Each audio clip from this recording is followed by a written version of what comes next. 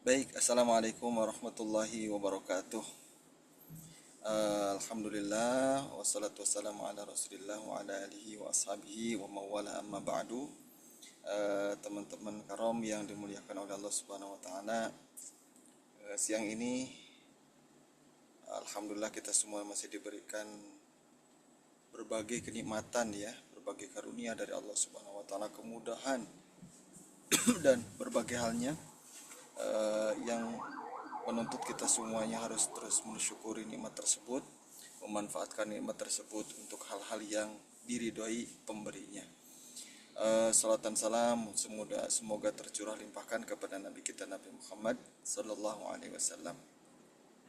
Baik teman-teman yang dirahmati Allah Subhanahu Wa Taala, setiap hal itu nanti akan tergantung niatnya, ya, tergantung niatnya. Betapa banyak amal besar menjadi kecil gara-gara niat, dan betapa banyak amal kecil menjadi besar menjadi niat, menjadi ya gara-gara niat. Uh,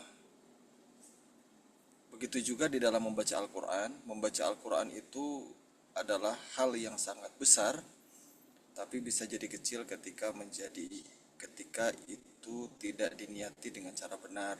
Maka kita perlu mempelajari niat apa saja sih yang memungkinkan digunakan dalam rangka membaca Al-Quran. Tentunya secara umum apapun yang kita lakukan adalah ingin mendapatkan ridho Allah Subhanahu wa taala. Cuma dari niat-niat tersebut itu bisa di breakdown karena Rasulullah Allah juga memberikan pancingan-pancingan atau sub niat dari niat besar kita mencari ridho Allah Subhanahu wa taala. Di antara dan di antara niat sebelum ke di antara niat-niat ini akan menjadi pendorong dan akan menjadi motivasi, juga akan memberikan proses yang berbeda pada saat niatnya benar ya. Kalau niatnya benar dari awal, lurus dari awal, ketika kita perjuangan di dalam prosesnya itu berat, akan terasa ringan ketika niatnya itu adalah niat yang besar. Tapi ketika niatnya kecil, tantangan sedikit pun akan mudah loyo ya. Dan membaca Al-Quran ini, kalau kita bisa menghadirkan niat-niat yang dahsyat ini, insya Allah baca Qurannya itu lezat, betah gitu ya, bahkan ketagihan ya. Ada beberapa niat yang bisa disampaikan. Ini saya kutip dari kitab namanya Mafatih Tadabburul Quran karangan Syekh Abdul Karim Al-Lahim. Beliau menyampaikan dalam proses bisa menikmati, bisa meresapi Al-Quran ini, ada 5 niat yang bisa dihadirkan. Yang pertama tentunya adalah kita ingin mendapatkan catatan kebaikan, atau bahasa kita mendapatkan pahala ya, mendapatkan pahala dari lantunan-lantunan ayat Al-Quran yang kita bacakan ya.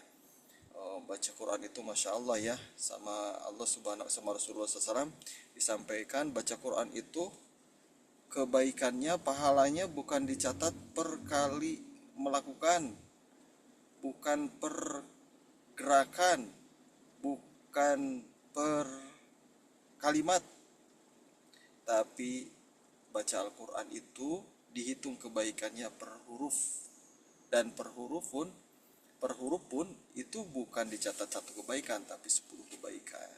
Nah ini kebaikan-kebaikan ini ketika kita melaksanakannya, yang pertama semakin kita membaca Al-Quran berarti deposit kebaikan kita akan semakin banyak. Semakin deposit kebaikan kita banyak, insya Allah akan Allah balas dengan kebaikan yang lain, atau kebaikan itu akan menghapuskan dosa-dosa kita. Dan juga dengan kebaikan ini Allah akan melihat, oh kebaikan kita banyak, sehingga Allah mencintai kita semuanya. Itu yang pertama ya. Jadi kita bisa hadirkan ketika membaca Al-Quran, ya Allah aku ini pengen mendapatkan catatan kebaikan yang banyak, Kalau dengan zikir yang lain, astagfirullah, astagfirullah, astagfirullah, tidak disebutkan per hurufnya, tapi dengan baca Quran itu baru alif lam mim, udah dapat 30 kebaikan. Nah, semakin banyak kita baca Quran, semakin kita bisa mempercepat banyaknya tabungan di sisi Allah Subhanahu wa taala. Niatkan aja, baca Quran pokoknya setiap huruf kebaikan, setiap huruf 10 kebaikan. Dan kebaikan itu akan kembali, innallaha la yudhi'u ajral muhsinin. Sesungguhnya Allah tidak akan menyia-nyiakan orang pahala jasa orang-orang yang berbuat baik. Itu yang pertama.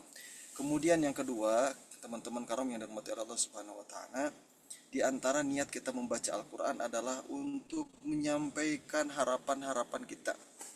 Nah, ini jarang nih. Mungkin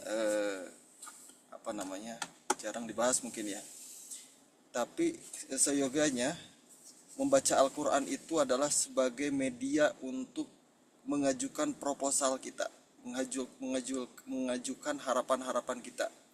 Di dalam hadis Rasulullah Sallallahu Alaihi Wasallam bersabda, Iqra'ul Quran was'alu bihi. Baca Al-Quran dan mintalah kepada Allah melalui bacaan yang kau baca. Masya Allah, coba. Jadi kita baca Quran, dan baca Quran itu diniatin, saya mah ingin menyampaikan kepada Allah harapan-harapan saya. Saya sedang punya masalah, saya sedang punya harapan, saya sedang pengen ada solusi. Baca Quran, niatnya ya Allah berikan saya solusi, berikan saya harapan-harapan yang capek. Baca Quran, ya. Baca Qurannya bisa doanya bisa setiap akhir ayat boleh dibaca, atau mau dibaca setelah selesai baca Al-Quran, atau bahkan tanpa harus menyediakan waktu untuk membaca, untuk berdoa pun. Ketika kita membaca Al-Quran, sibuk dengan membaca Al-Qurannya sampai lupa berdoa, meminta, Allah udah pasti ngasih harapan-harapan kita ya. Bahkan bisa lebih lebih baik daripada hal yang diberi kepada orang yang meminta. Di dalam sebuah hadis Rasulullah SAW bersabda, man syaghalahul Quran wa dzikri. Barang siapa yang sibuk dengan Al-Quran, baca, memahami, mentadaburi, pokoknya sibuk banget dengan Al-Quran. An mas wa dzikri, dan mengingatku, an mas'alati, sampai lupa untuk berdoa, sampai lupa untuk meminta, untuk melantunkan harapannya, a'taituhu afdhala ma utiyas sa'ilin, maka aku akan beri dia yang lebih baik daripada yang diberi kepada orang yang meminta. Masya Allah, ya Allah kasih tanpa kita harus minta. Caranya apa? Dengan memperbanyak membaca Al-Quran, menyibukkan diri dengan membaca Al-Quran, menyibukkan diri dengan mempelajari Al-Quran. Tuh, Masya Allah ya. Jadi kita niatin tuh ketika baca Quran, ketika kita punya masalah, punya harapan, punya keinginan, perbanyak aja baca Quran. Ya, karena orang yang sibuk dan baca Quran, Allah akan kasih ya. Tanpa harus diungkapkan, Allah langsung detek. Kemudian yang ketiga, Al-Quran bisa diniatkan membacanya untuk obat ya, untuk obat. Rasulullah Shallallahu Alaihi Wasallam bersabda, tadawu bisyifa'ain, berobatlah dengan dua obat, Al-Quran wal asal, Al-Quran dan juga madu. Oh, Masya Allah, itu udah dilesensi langsung oleh Rasulullah Shallallahu Alaihi Wasallam. Jadi ketika kita sakit, baik sakit lahir atau sakit batin, bacalah Al-Quran. Boleh diniatkan, ya Allah saya mau baca Quran ini untuk agar engkau memberikan kesembuhan. Apa-apa itu ya, karena emang Al-Qurannya juga sudah memberikan legitimasi ya. Di dalam surat Al-Isra Allah Subhanahu wa taala bersabda, wa nunazzilu a'udzubillahi minasyaitonir rajim wa nunazzilu minal qur'ani ma huwa syifaa, dan kami turunkan dari Al-Quran itu yang diantaranya ada obat ya.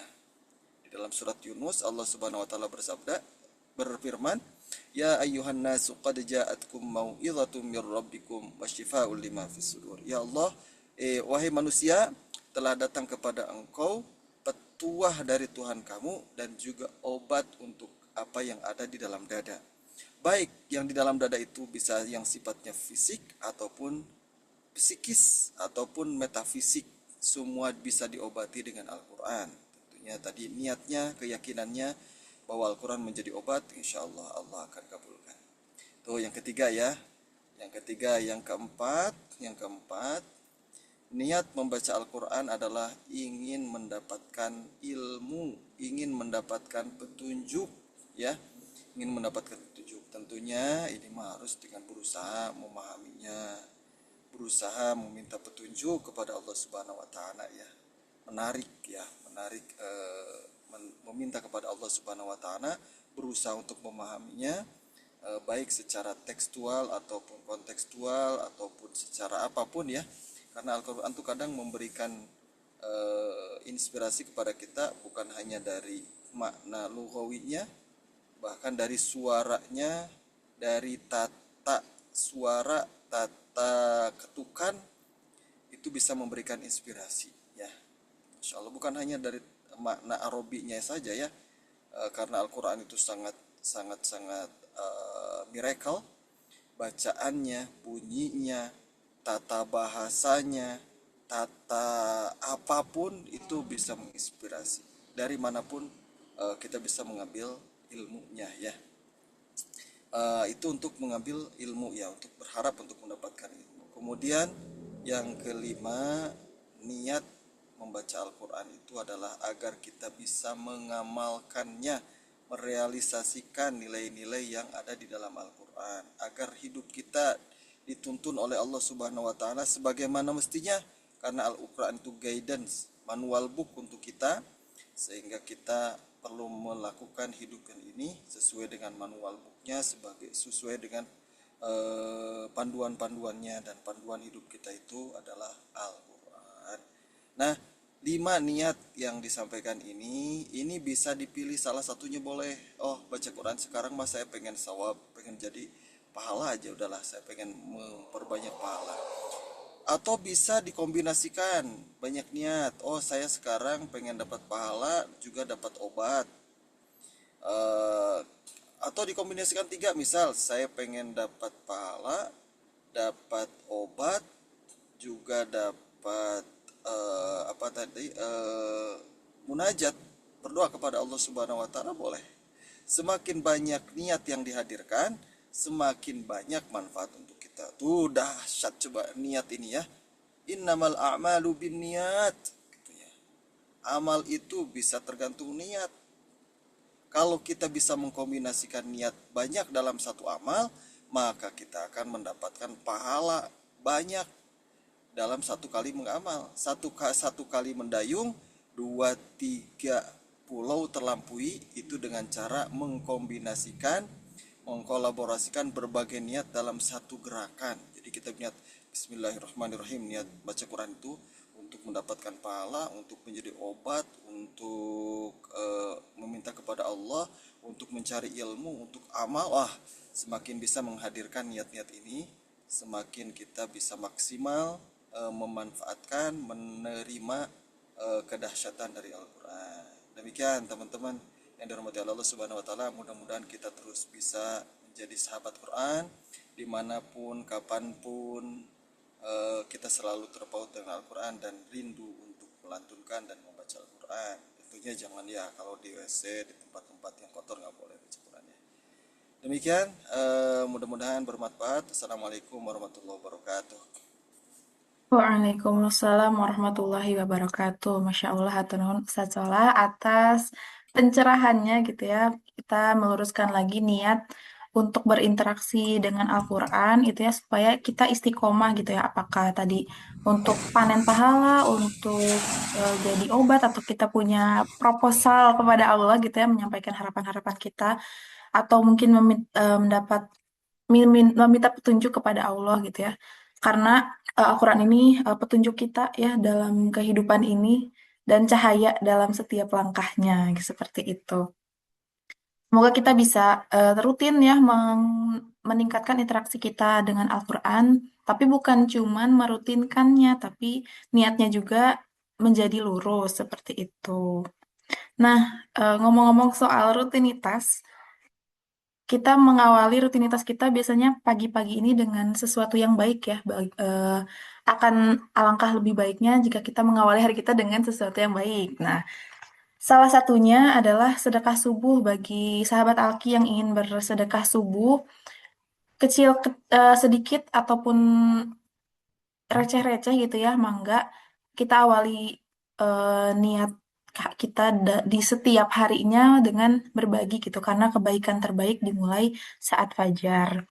Seperti itu. Dan untuk sahabat Alfi yang ingin melihat kembali rekaman Karom dari hari ini dan yang sebelum-sebelumnya bisa mengunjungi YouTube Alki di link yang sudah saya kirimkan di kolom chat. Mungkin sekian kita tutup Karom hari ini dengan membaca hamdalah bersama-sama. Alhamdulillahirabbil alamin. Doa akhir majlis, subhanakallahumma wa bihamdika asyhadu an la ilaha illa anta astaghfiruka wa atubu ilaik. Terima kasih kepada sahabat Alki yang sudah hadir. Sampai jumpa lagi pada agenda Karom selanjutnya esok hari di jam yang sama. Saya Hasanur Afifah pamit undur diri. Wassalamualaikum warahmatullahi wabarakatuh.